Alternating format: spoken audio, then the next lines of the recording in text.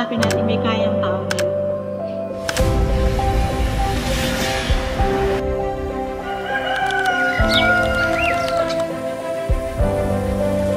Although mahirap, meron talagang mga instances or mga challenges na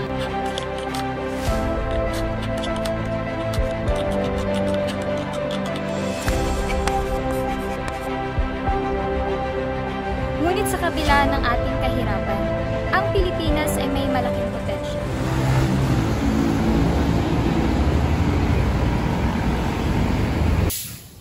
The world is divided in many ways. The most prominent divisions is between the global north and global south. In this documentary, we will explore how this divide affects the Philippines, a country often considered part of global south.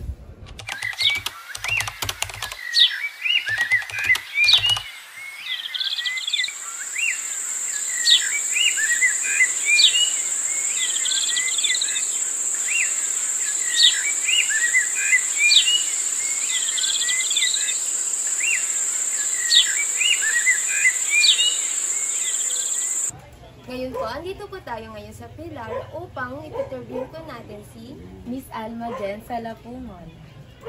Kamusta ka naman, ma'am? okay lang po. Mabuti naman. Pwede po ba kayong ma-interview tungkol sa contemporary? Yes po. So, ang unang tanong ko, sa inyong palagay, paano nakikinabang o nahihirapan ng Pilipinas dahil sa posisyon nito sa pandaigdigang ekonomiya? So, sa aking palagay, nahihirapan ang Pilipinas sa pandaigdig na ekonomiya dahil isa to sa mga bansa na kasama sa undeveloping countries. Tapos, nahihirapan siya dahil sa mga namumuno sa atin na imbis na mag-focus sa pagtulong sa mga nahihirapan, mas nakikinabang pa yung sila mga namumuno. Sir naman yan, ma'am. So, ito na po yung pangalawa namin tanong. Sa tingin mo po ba, ma'am, makukonsider mo north or wealthy or south less wealthy yung lugar niyo po dito sa Teresa? Isa siya sa unwealthy na lugar kasi you can see yung mga bahay dito is dikit-dikit and gawa sa kahoy yung mostly na mga bahay. So, sa iyong palagay, paano mo nasasabi if maganda ba yung patakbo or your treatment or your benefits dito sa inyong lugar sa Teresa? Based on what I experience, okay naman as of now kasi yung mga SK nakikipag-collaborate sila sa aming mga KK kasi I'm one of the KK dito sa lugar namin. And okay naman, although mahirap, meron talagang mga instances or mga challenges na hinaharap namin, like yung sa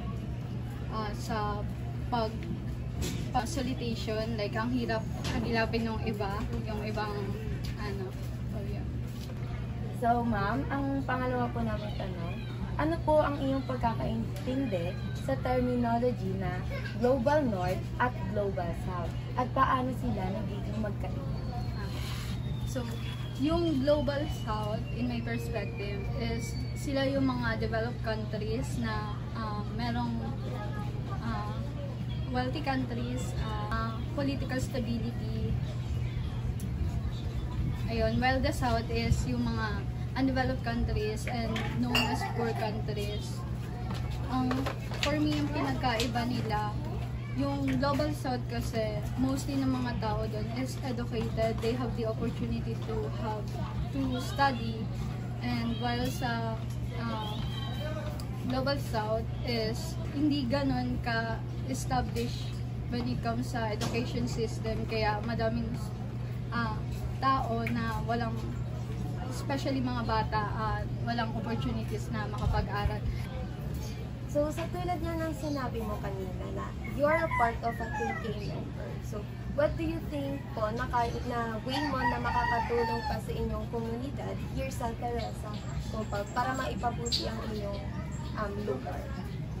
Sa KK member, I can contribute in a way na mag-aano kami ng mga programs like yun sa feeding programs and yun sa cleaning program, yung maglilinis-linis po sa labas, which is we already conducted na po tuwing Saturday na maglilinis, and we schedule everyone, especially the members of the KK na mag-participate po. Ngayong muli, nandito po tayo sa Pilar, sa Teresa Compound na itinuturing na bilang Global South ang itong lugar na ito. At ulit, maraming salamat Ms. Alma Jen sa pagpayag mong ma-interview ka namin ngayong araw. Thank you po. Salamat.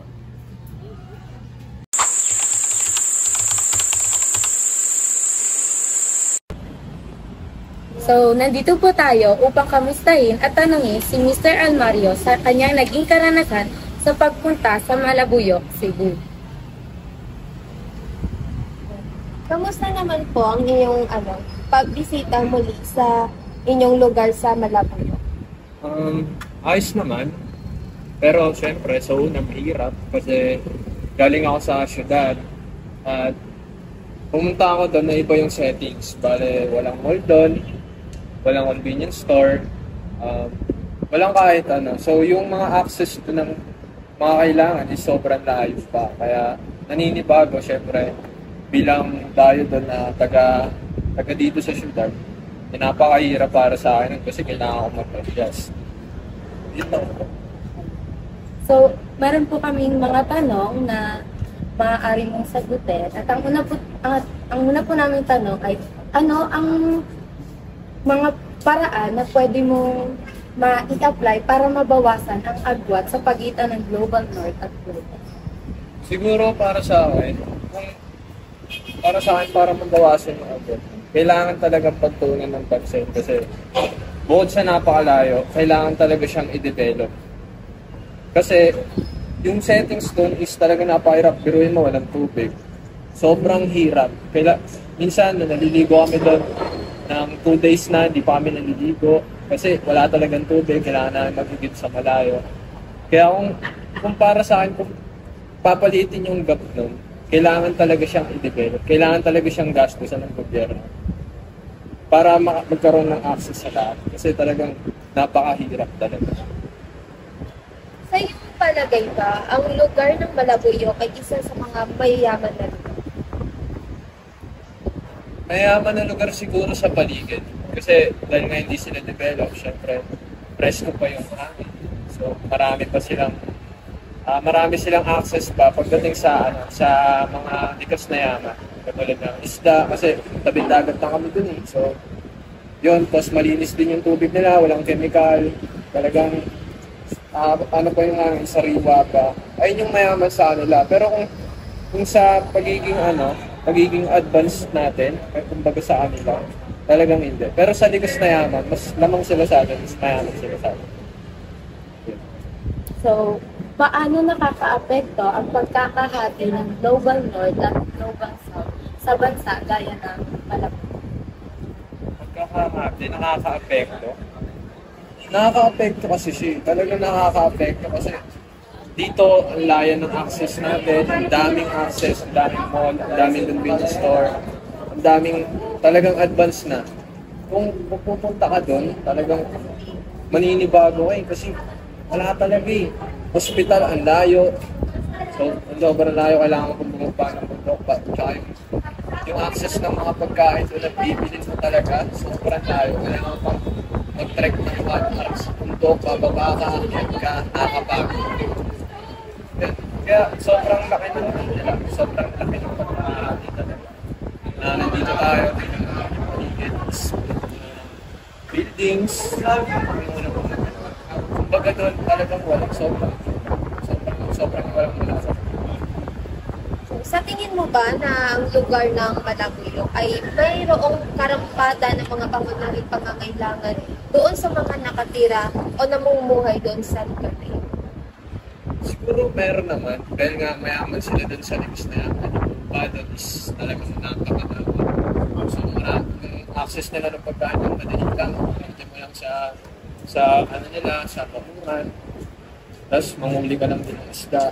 So, oo, sabihin natin, kung kontento ka na sa ganun, kung kontento na sila sa ganun, is talagang yung access doon is madali lang. Taga doon ka. Sa pagkain, madali lang yung access. sa panghuli kong tanong, ano ang pananaw mo para sa Pilipinas kung saan nabawasan ang pagitan ng Global North at Global South? Siguro kasi sa ngayon, talagang wala na siya masyado ngayon. Hindi na napagtutunan ng pansin yung mga lugar na nasa global south. Kasi alam mo yun, talagang ngayon kasi sobrang ano na natin, advance talaga ng lugar. Hindi pa doon, hindi pa talaga. Tapos, hindi talagang kung saan nabawasan ang agwat sa pagitan ng Global North at Global South. Ano yung pananaw? kung mababawasan. Oo. Mababawasan yung pagitan ng Global North. Siguro kung mababawasan siya kung talagang aayusin yung lugar. Kasi kapag hindi inaayos, hindi naman mababawasan. Kasi malayo nga siya talaga sa kabila siguro mo. Kung may ayaw ko din ng madaling araw o sa harating na ako ng gabi kasi pag naman, meron ka pang 6 hours na biyahe sa bus. Sobrang mahahati yung global north sa global south. Talagang kailangan bigyan ng pagsinunagan ng kalalahan. Kailangan talaga ng body. Sa tingin mo ba, ano yung mga pwede mong suggest na para ma-less yung unti-unting pagbaba ng development ng mga taga-south? Siguro depende na lang din yun din sa barangay din. Siguro, kailangan nilang ayusin sila lang. Magana ng budget para ba maayos yung lugar nila. Kasi kung hindi rin sila kikilos, hindi talaga maaalis yung lugar nila sa global south. Muli po, maraming salamat po Mr. Armalio sa bahagi ng iyong kwento o buhay sa iyong pagbisita muli sa Malabon. To better understand the human impact of these divides, we spoke to people on the ground who experienced the challenges firsthand. Ang Pilipinas ay isa sa mga bansa sa Global South.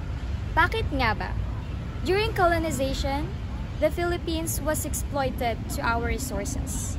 That set the stage for our struggles as a developing nation today. Ngunit sa kabila ng ating kahirapan, ang Pilipinas ay may malaking potensyal. We have a growing workforce and a strategic location, making us vital to the global economy despite our challenges. Napakaraming guro dito sa amin, ngunit bakit tila walang natira? Napakaraming nurse dito sa amin, ngunit bakit tila walang natira? Nag-a-upload sila. Ang Global North ay bansang tumutukoy sa maunlad na bansa tulad ng US, Europa at ilang bahagi ng Asia. Samantalang ang Global South ay bansang umuunlad tulad ng Africa, Asia at Latin America. But these terms aren't just about geography. They're about economic development, political influence, and quality of life. Napakaraming guro dito sa amin, ngunit bakit tila walang natira? Magandang araw. Ngayon po, nandito po tayo ngayon sa Alabang Town Center upang interview po natin Si Miss Helen Santos. That's Ryan. Kamusta ka naman po? Mabuti naman palagi. Buti naman. So, pwede po ba kayong interview po? Sa una pong tanong po namin, sa inyong palagay po ba, yung lugar na ito po ba ay isa sa mga mayayaman na lugar? Yes, oo. Siguro sa mga class A or class B ng tao, usually dito madalas na bumili. Kasi dito, mas convenient. Siyempre, nasa class A, ayaw nang masyadong crowded na lugar. So, mas convenient sa kanila kasi maluwag, kompleto ng assortment ng mga kailangan.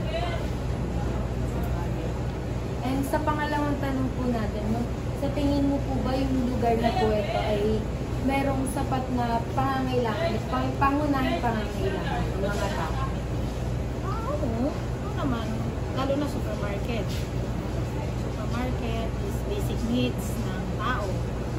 So, ang tao, kailangan ng pagkain toge, damit, kaya dito sila mas madalas bumili. Kasi dito naman, kumpleto na lahat ng pangangailangan. Maayos yung facility, safe sila pag dito na bumili. Yun naman ang kailangan natin ngayon. Kung pupunta ka sa isang lugar, safe. Pag sa safe, nandito na rin lahat ng kailangan. So, Kaya consider advice. sila ma'am na parang mga mayayaman na naman. Oo, Hindi kasi kaya lalo na yung mga nakatira dito sa Oo, lugar. alam naman katabi natin dyan. Ayala, Alabang Hills. Dito, yung festival. Mayayaman. Kanina nga nandyan si Ayala Super. Doon sa counter 3. Yung babae, yung asawa ng may-ari po na Ayala. Dito si Helen. Asawa ni Derek Ramsey. Ellen Adarna. Wala, si mag-asawa, si Marilyn Reynes. Sa amin, laging pinipili ng kahoy. Mas madaming medyo masasabi natin may kayang tao dito.